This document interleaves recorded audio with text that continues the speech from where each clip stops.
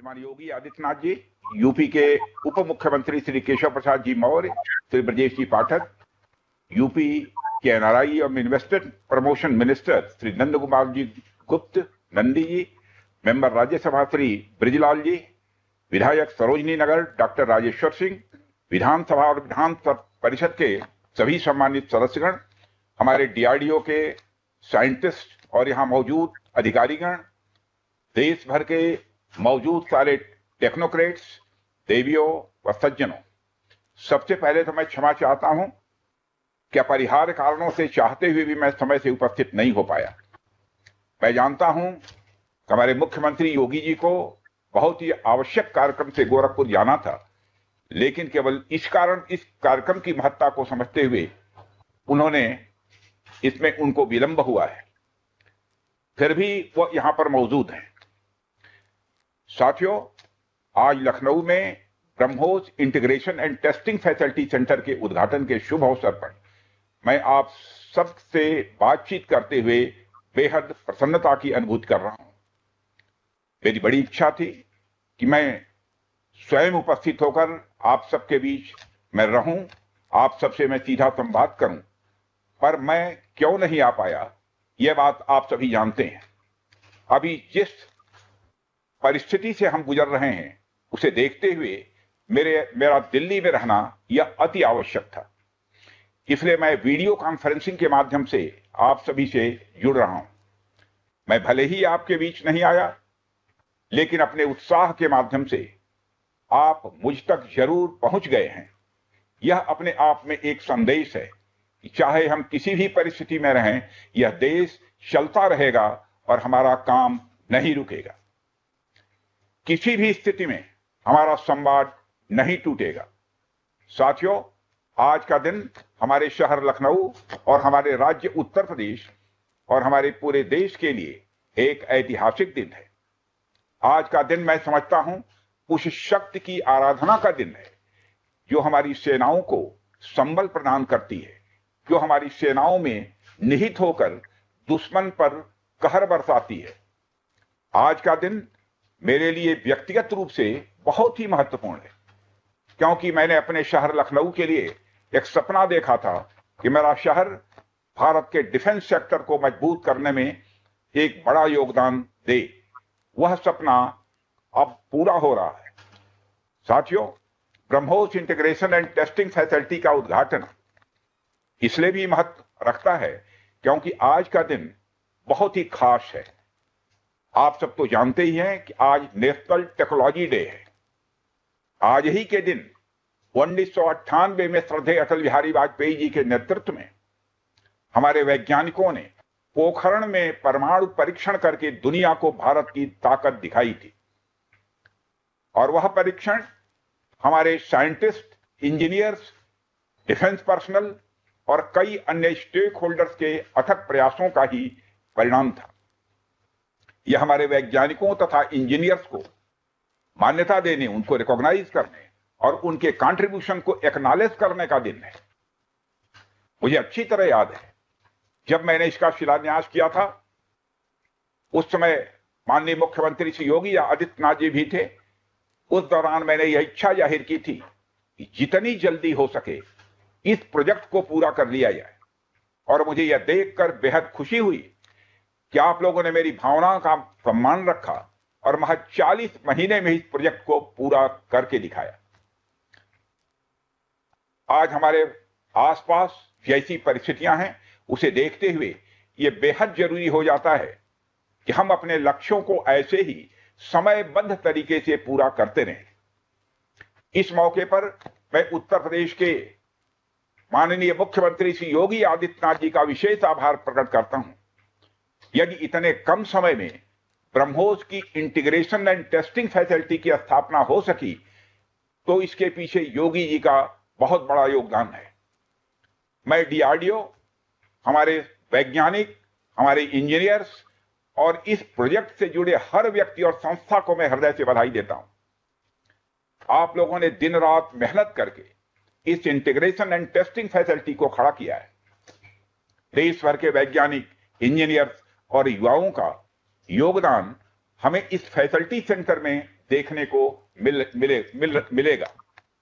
मैं आपकी मेहनत और लगन को नमन करता हूं। साथियों, हमारी सरकार जब उत्तर प्रदेश में डिफेंस कॉरिडोर के विजन को लेकर आगे बढ़ी थी, तो उस समय हमारे सामने अनेक बड़े लक्ष्य थे।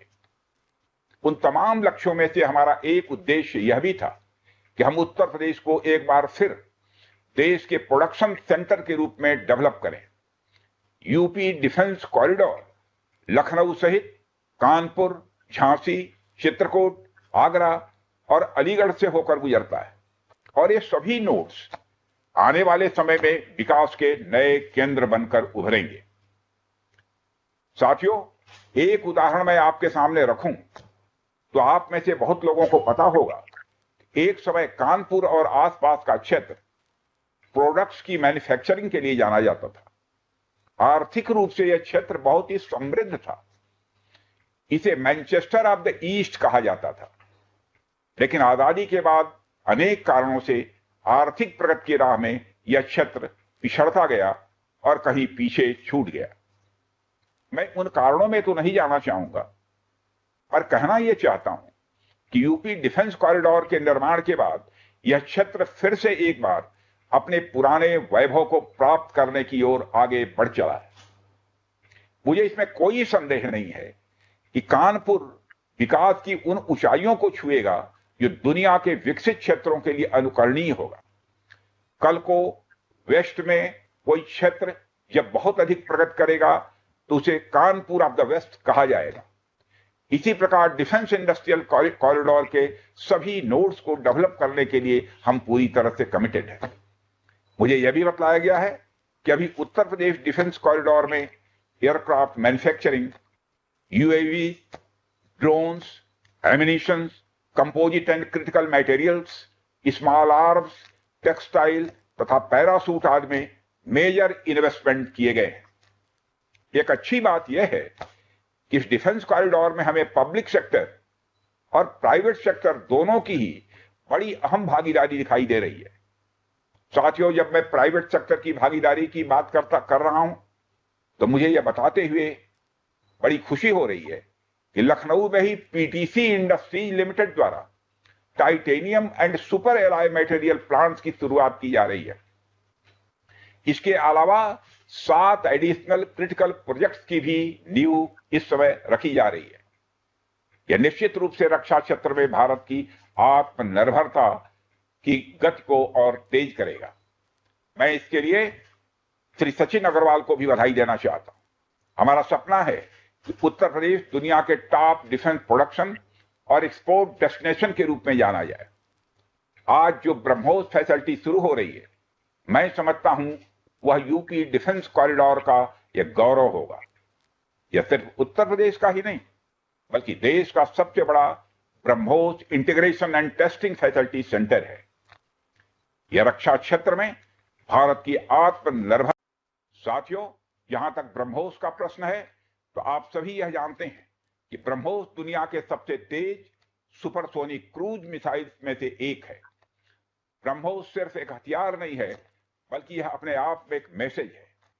मैसेज हमारी आर्म्ड फोर्सेस के स्ट्रेंथ का है। मैसेज दुश्मन के प्रति हमारी डेटरेंस का है, प्रतिरोधक क्षमता का है। मैसेज हमारी बॉर्डर्स की सेफ गार्डिंग के हमारी प्रतिबद्धता का है। साथियों, पोखरण परमाणु परीक्षण में महत्वपूर्ण योगदान देने वाले मिसाइल मैन और हमारे पूर्व राष्ट्रपति डॉक्टर एपीजे अब्दुल कलाम ने यह कहा भी था कि unless India stands up to the world, no one will respect us in this world. Fear has no place, only strength respects strength. अर्थात दुनिया कमजोरों का नहीं, बल्कि शक्तिशाली का सम्मान करती है। उनका विजन था कि हमें अपनी ताकत को और मजबूत करना होगा। जब तक कोई देश ताकतवर नहीं होगा, दुनिया उसका सम्मान नहीं करेगी। आज भारत दुनिया के सबसे शक्तिशाली राष्ट्रों में से एक है।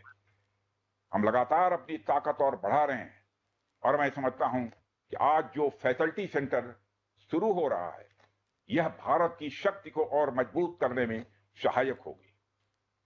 साथियों, यह केवल एक फैक्ट्री का उद्घाटन भर नहीं है, बल्कि मैं समझता हूं कि यह रक्षा क्षेत्र में भारत की आत्मनिर्भरता की दिशा में एक बहुत बड़ा कदम है। उत्तर प्रदेश डिफेंस इंडस्ट्रियल कॉरिडोर बनने के पश्चात उत्तर प्रदेश के इंडस्ट्रियल डेवलपमेंट का एक नए सिरे से श्री गणेश हो चुका है। इस डिफेंस कॉरिडोर में अब तक कुल 180 के लगभग एमओयूज साइन किए जा चुके हैं,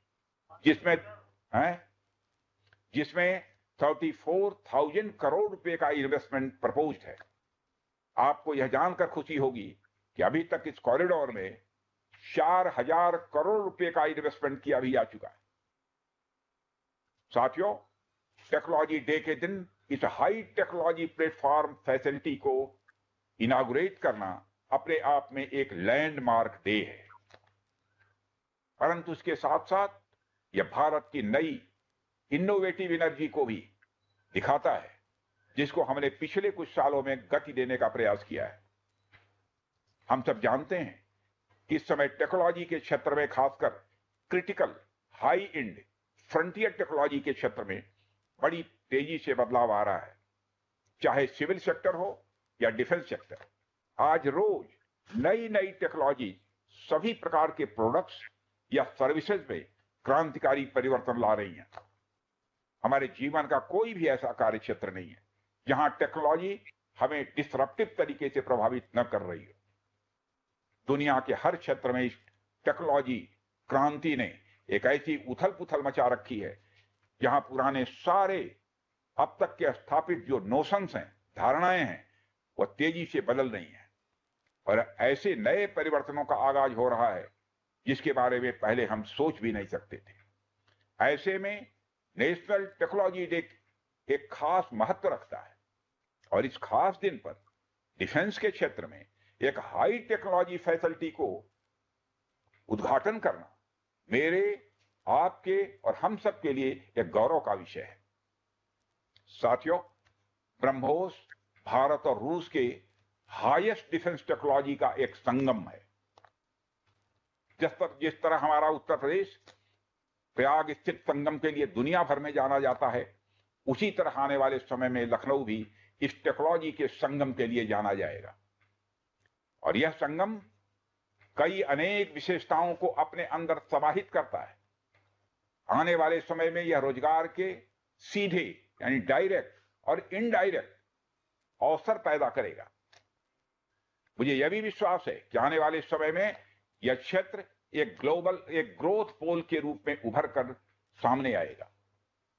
साथियों, ब्रह्मोस जैसे कॉम्प्लेक्स सिस्टम की एक खास विशेषता होती है और यह सिस्टम अनेक प्रकार के सब सिस्टम, कंपोनेंट्स और पार्ट से बने होते हैं जिन्हें किसी भी एक जगह पर निर्मित करना संभव नहीं होता है।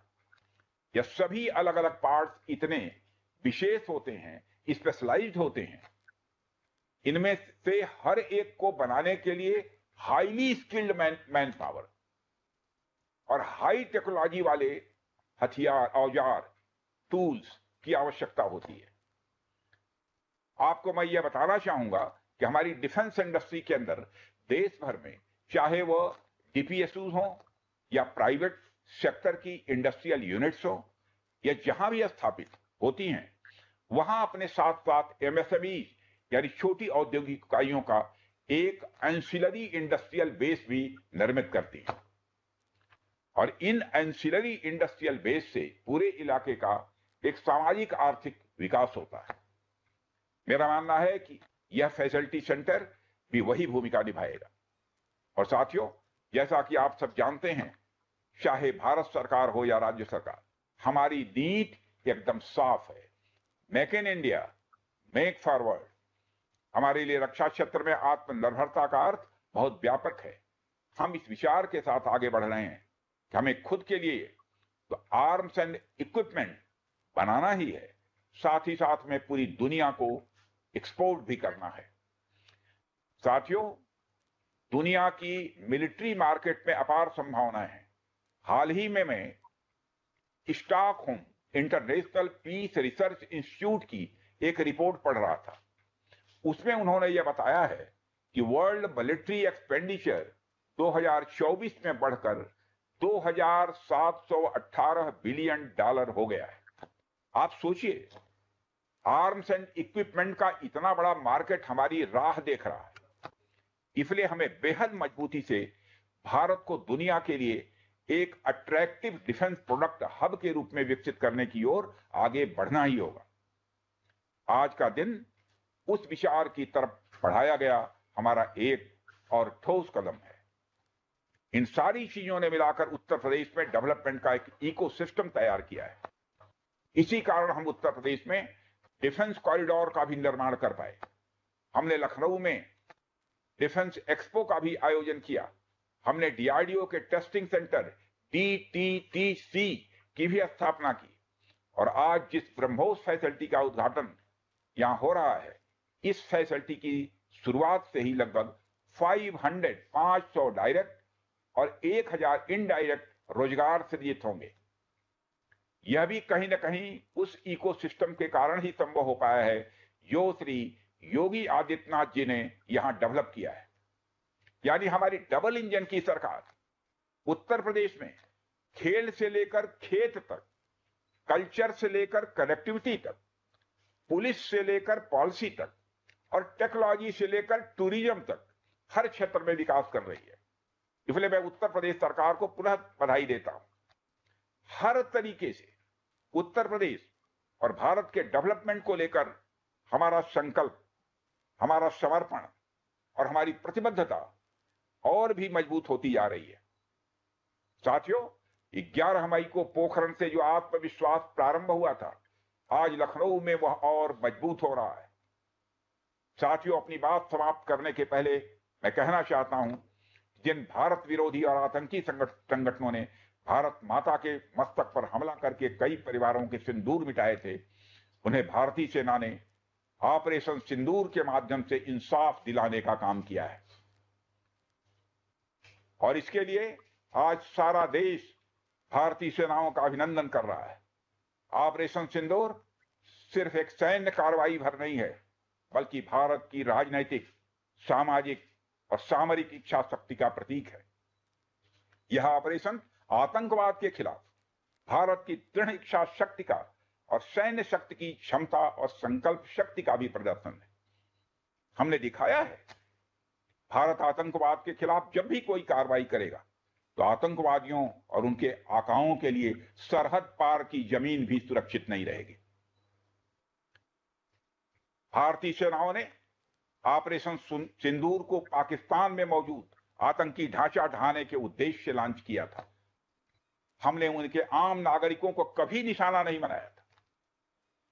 अगर पाकिस्तान ने न केवल भारत के नागरिक इलाकों को निशाना बनाया, बल्कि मंदिर, गुरुद्वारा, गिरजाघर पर भी हमले करने का प्रयास किया। भारतीय सेना ने शौर्य और पराक्रम के साथ साथ संयम का भी परिचय देते हुए पाकिस्तान के अन्य ठिकानों पर भी प्रहार करके करारा जवाब दिया है। हमने केवल सीमा से सटे सैन्य ठिकानों पर ही नहीं कार्रवाई की, बल्कि भारत की सेनाओं की धमक उस रावलपिंडी तक सुनी गई जहां पाकिस्तानी फौज का हेडक्वार्टर मौजूद है।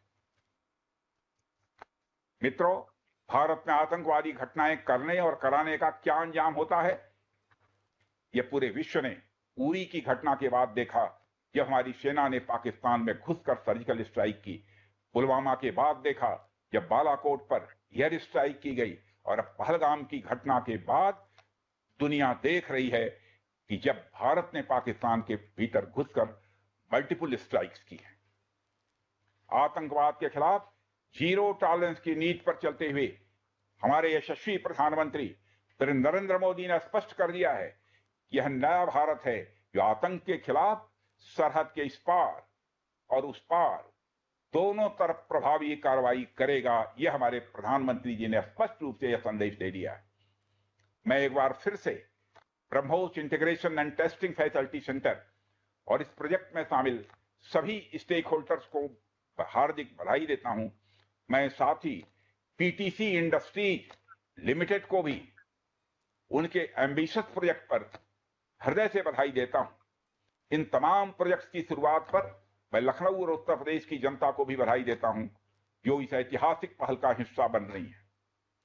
अंत में मैं आप सभी का आभार प्रकट करते हुए अपनी बात को समाप्त करना चाहता हूं और आप सभी से मैं खेद भी व्यक्त करता हूं कि निर्धारित समय पर मैं इस कार्यक्रम में उपस्थित नहीं हो सका, लेकिन देर आया दुरुस्त आया।